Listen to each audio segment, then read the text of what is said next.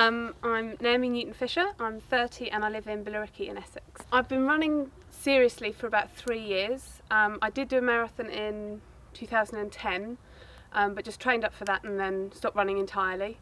And then I loved it, and I don't know why I stopped, but I decided I wanted to kind of try again.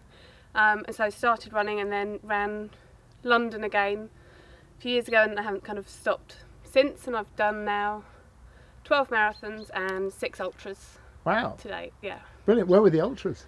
So I've done a lot with Foxy, who's also doing the 10 and 10. I did a 50 miler down in Kent, and a few other 30 milers knocking about. So I did a 90 miler down the Thames Path, which was over 3 days. Gosh. But yeah, I've only started doing ultras this year, and this was kind of the next step. The next step, yeah. I mean, why 10 in 10 then? Before I'd done any ultras, I had applied for 10 in 10. It's something I've been aware of for a few years, and kind of always thought that one day that would be something that I'd like to do. I've followed other people who'd done it on Twitter and started to get to know a few people.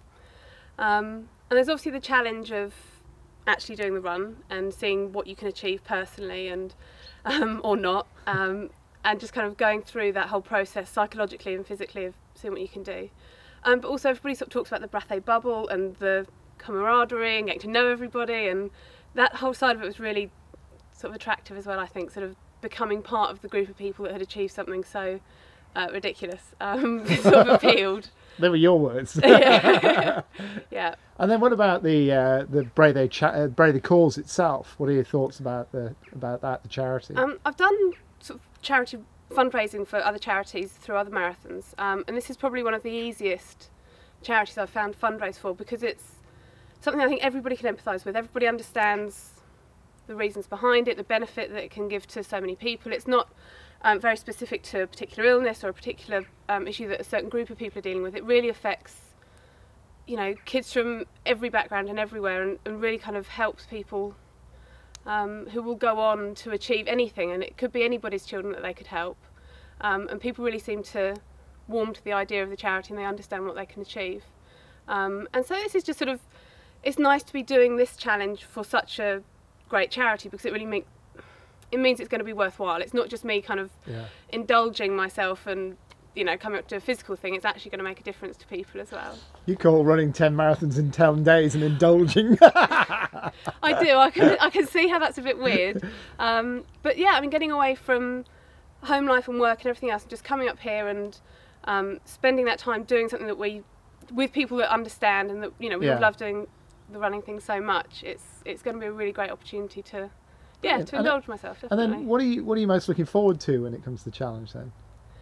I mean, like I said, you know, that bonding with the other people that are doing it and developing those friendships is really important, and that's a big part of it for me. But I think it is just that personal challenge and seeing if I can do it and achieving it. You know, I spent a lot of time thinking about this and working towards it, and that actually coming to fruition is going to be the best thing, I think, for me. And what about the other side? What are you worried about?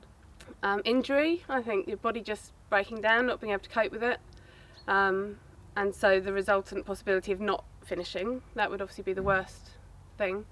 But I think a lot of it is, you know, unless you're seriously injured, a lot of it's mind over matter, and you've just finishing because I'm tired or it hurts isn't an option. You know, not finishing because of that is not an option. You know, I've got to do it. You know, it would have to be a very serious injury to stop me completing it. Brilliant. Terrifying though. Yeah. When you think about crossing that finish line on day 10, what sort of thoughts go through your mind? I don't know, I've watched the videos from other years, and some people are in floods of tears and some people are really elated, and there seems to be a real mix of emotions, and I've got no idea really how I'm going to feel about that. Yeah. I've got a lot of family who are going to be coming up for the Sunday, and so there are going to be lots of people around, and, you know, I don't know if I'm going to love having them all there or I'm going to want to go off on my own. That remains to be seen. But on the day I've just got no idea, but I know when it all kind of calms down in a couple of weeks and months afterwards, that's when it'll start really kind of, you realise what you've achieved and, you know, what a big deal it actually is. But on the day I'll probably just want to, you know, go and hide in a corner somewhere. It's all over, thank God. I'll hunt you down with the camera, don't worry. And then if you could think of one word that sort of best describes how you feel looking forward to the event, what word would you choose? Apprehensive. I am, I'm excited about the prospect. I'm looking forward to it and everything else, but yeah, it's going to be an incredible. Starting it's going to be incredibly challenging. I think once we're kind of in there and day after day, that will be kind of a more specific challenge of getting up the next day and running and dealing with any pains and injuries. But yeah, just the next few months, it's just the nerves of actually getting there and getting started. Brilliant. Look forward to seeing you out the course. Oh, thank you very much.